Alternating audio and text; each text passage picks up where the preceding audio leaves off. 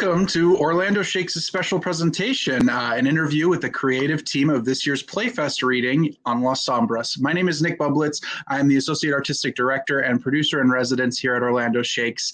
On behalf of the entire Orlando Shakes team, welcome to the Basel-Kiene Family joint City Beverages in presenting PlayFest 2021 with additional support from Frank Santos. Tonight, sit back and relax and hear from the creative minds of those bringing this mythical drama to life, and an in-person performance that will take place at Orlando Shakes on Saturday, November 6th at 2 p.m. Now, it's my pleasure to introduce you to the behind-the-scenes team of On Las Sombras. First, we have the playwright of On Las Sombras. Please welcome Jordan Ramirez Puckett. Hi, Jordan. How are you today? Thank you. Happy to be here. Oh, we're so blessed to have you today. And next, I will introduce the director. Please welcome Desiree Montes. Hi, Desiree. Hi. How's it going? How are you? Hi. Good. How are both of you today? Great. Thank you so much for joining us. Where are you right now, Jordan? I'm currently in Berkeley, California. Perfect. Desiree, where are you at? I'm in Orlando in a parking lot. Oh, beautiful. We love that. Now, I'm going to start with some questions because, we keep it as free as we can here. Jordan, I want to start with you. I love the description that this play is a mythical drama. Now, without giving anything away or the entire script away, what makes On Las Sombras a mythical drama? Yeah, well, it's really the basic synopsis is about two children. The sun has disappeared from the sky, and so they go on a journey to the gods to find out what happened and to see if the gods can help them, if they can, if the gods can bring the sun back or provide them with some sort of security. So, obviously that's not something that happens in every day as writ, but it is bringing mythology to life, hopefully. Yeah, it's such a this play is a very brilliant concept with centering around two children traveling to God's Gate. Some things happened and they interact with gods being all powerful. What inspired you to write this story?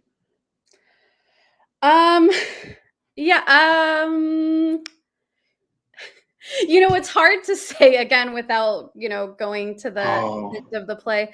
But I think I have always been a fan of, the children in the play. Their ages 10 and 12. And I think that is such a interesting age to look at, because it's this age in which these children in particular are having to deal with horrible circumstances. I can't imagine, or, I've written what would happen if the sun suddenly disappeared from the sky. And so they're in that in-between space of being old enough that they have to do something about it, of having some agency, but still being young enough that the world is magical. And so I think I was really interested in writing characters that were that age and seeing what would happen if you put them in this situation. Yeah. You keyed in on a little bit of the transition, the shifting of things into another, and I definitely feel that when I've read the script. To talk about the process that has taken place so far with the play and getting it from page to stage, have there been a lot of versions of this script? Have you developed this play elsewhere before having it at Orlando Shakes? Yeah, I mean, the play's journey, I think, is one that maybe several playwrights are familiar right now. I wrote it in the summer of 2019. It was meant to have a workshop production in April of 2020. And so we had a week of rehearsal before everything shut down. So it did not have that workshop production at Ohio University, but I've continued. That was kind of hard to lose that. So I put the play away for about a year, but was still submitting it.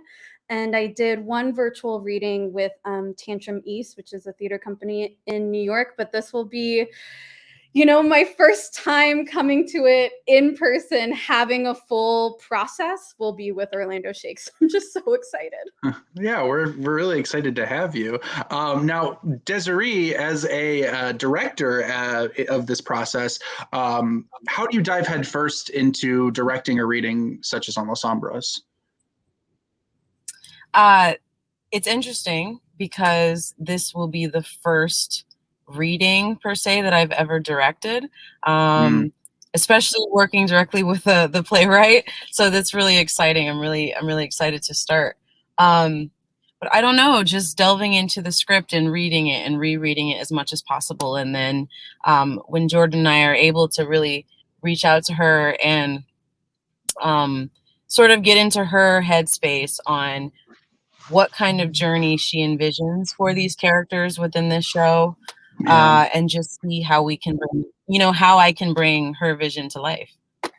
Right. Yeah. I think the brilliant thing about PlayFest is really having these tremendous actors and the creative team putting voices behind these words that are on page. It's about lifting that from the text. What were your first thoughts when you first read the script, Desiree? Probably a few pages in. First of all, I'm really into mythology. I'm really into fantasy. So I love that. I wasn't quite sure the direction that the show was going to go into. But it is so, and I'm not just blowing smoke, Jordan. It's so beautifully written that it catches people off guard. I mean, sometimes you can watch a film or you can even go see a show and you can sort of get the gist of where things are going, right? This particular piece caught me off guard quite a few times in the best way possible. So I'm just really excited to actually get actors in the room and for Jordan and I to be together and us to just get it going. Yeah. It's good. It's a great show. I'm very excited. I'm very excited to see it. And this will be the first in-person reading of PlayFest since 2019, which is really cool and exciting. Of course, we do have our digital reading of Affinity Lunch Minute that precedes you, but that'll be on this platform that we're currently interviewing on right now. But yeah, I'm really excited that you are the first in the space to do this reading. It's going to be lovely. For both of you, I guess, what are some of your inspirations behind both playwriting and directing? Is there anyone that you really directly pull from, or any sort of inspiration that you have from anyone in particular?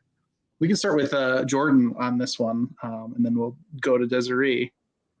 Yeah, I mean, the first play that I read that I remember reading it and just reading it in public and sobbing and saying, I want to do this, was Baltimore Waltz by Paula Vogel. I just continue to be inspired by everything she does. I think is mastery.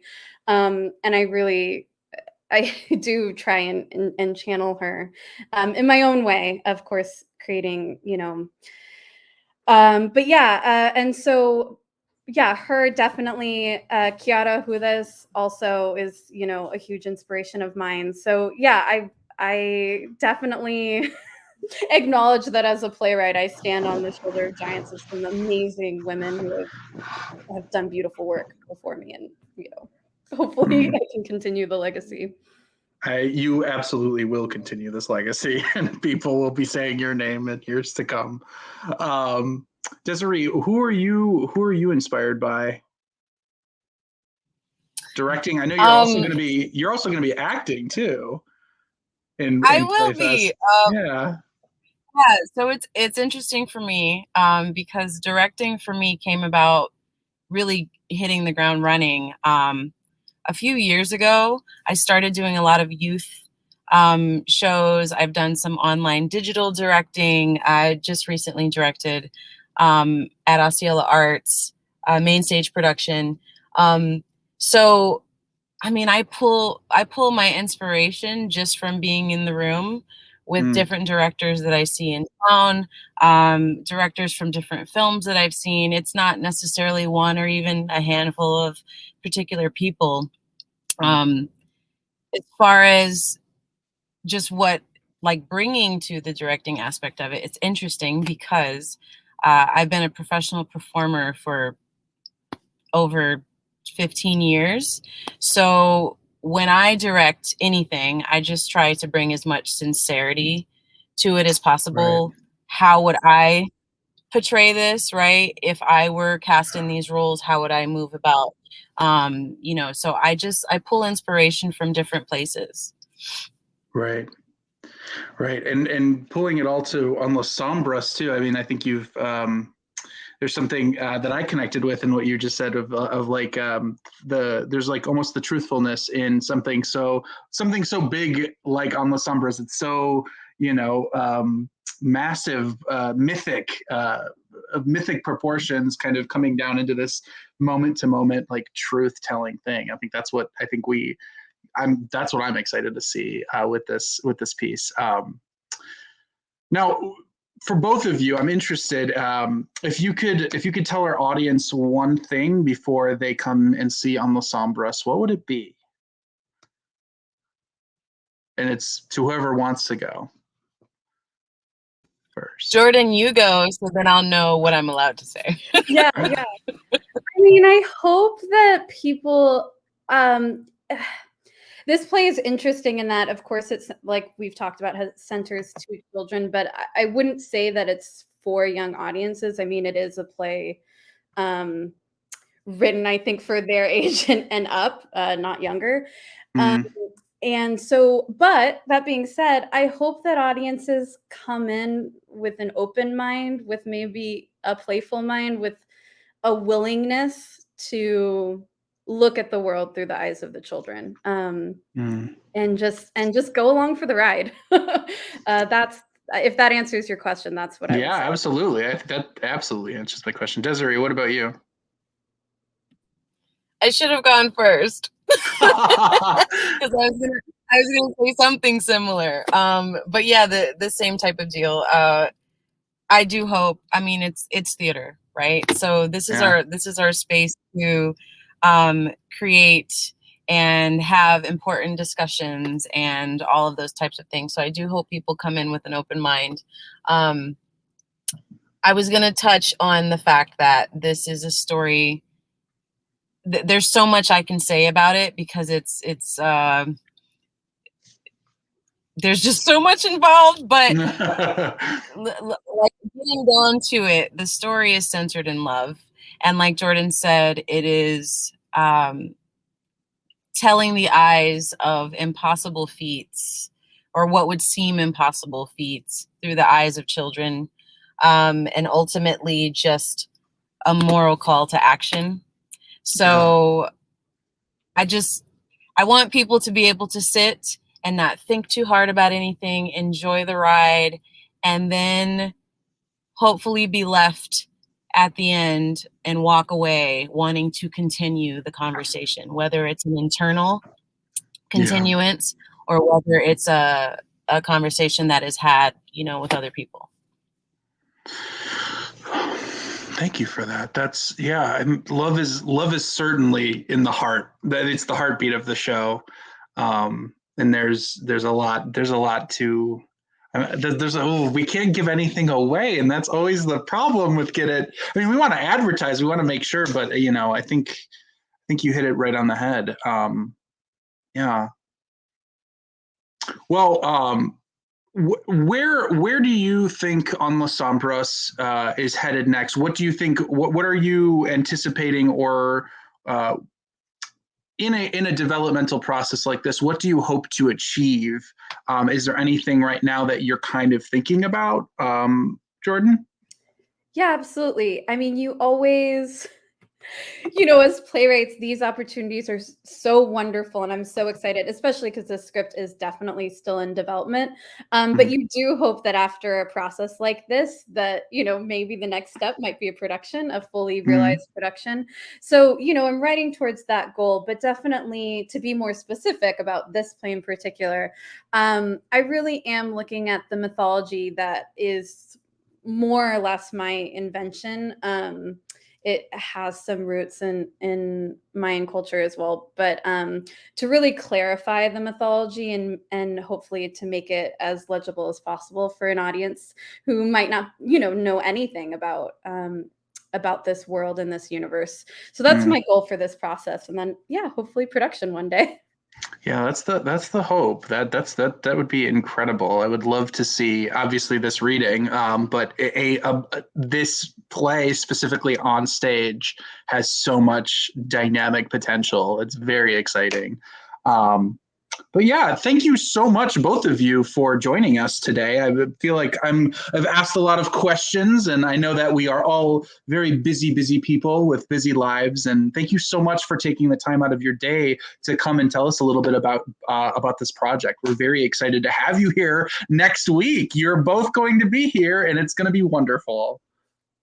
Yes, I can't wait. I can't believe it's a week away, but yeah, so excited. Neither can we. It's gonna be great. We have the cast assembled, rehearsals start, and then we're gonna have an in-person performance for the first time in PlayFest since PlayFest 2019, which is really exciting. But thank you both so much for joining us today, and we will see you at PlayFest. Thank you. Bye. Thanks for having us. Bye. Now, on the